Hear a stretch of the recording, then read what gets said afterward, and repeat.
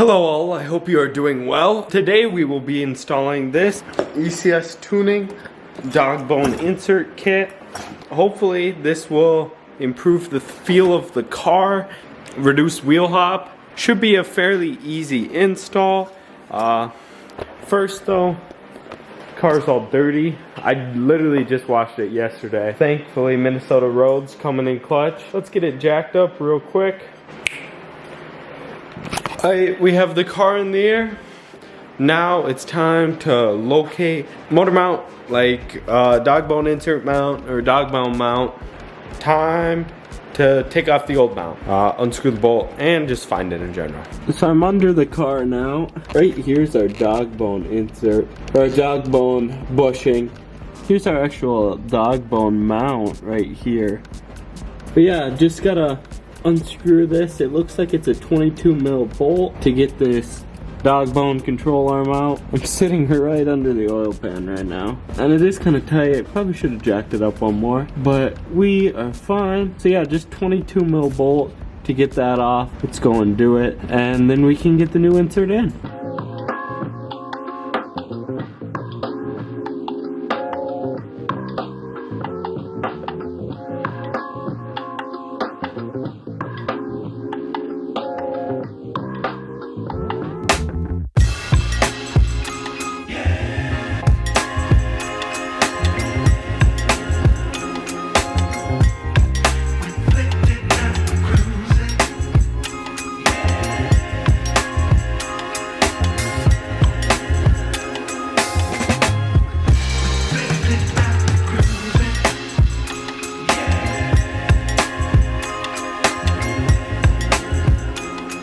Wow. So I hope you brought your breaker bar, and your muscles, because that requires a lot of effort. Time to get the new insert in. We're gonna grease up this insert before, and then I'm gonna hit it in with a hammer. The workbench is a bit messy. Let's get this bad boy greased up. Just gonna apply just like that much, should be good. And I'm gonna grease down this entire bushing, should be good. Sweet, that should be nice and greased up. Let's go tap this into place.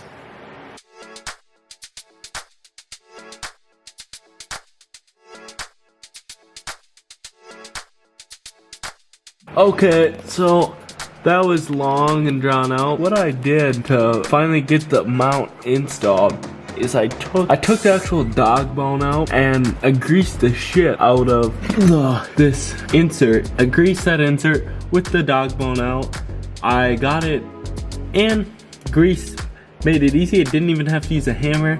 I honestly struggled for about 2 hours with that last night. And grease in about 5 minutes, took care of it today. Grease is your friend. What you do want to do though is you gotta make sure, so this bushing is on both sides of the subframe. So on both sides, on the top of the subframe, you're gonna have to thread the bolt in, and if you get it in wrong, you can actually push on top of the subframe where you can't even, yeah, right up there. So the bottom of the bushing is not connected to the top, so that can rotate, and the threads are actually up there. So you do have to be careful about not moving the threads. The way you do that is by just putting this bolt in first, and that takes care of that issue. So anyways, let's get these torqued down. I believe this is 70 foot-pounds plus 90 degrees, and these two that I took off are 30 and 90 as well. It was at this point in time where things all started to go downhill. So on the test drive, I noticed that I had picked up a misfire. I swore it couldn't have been related to this dog bone insert, and obviously it wasn't. Basically, one of my injectors was stuck wide open. I don't know.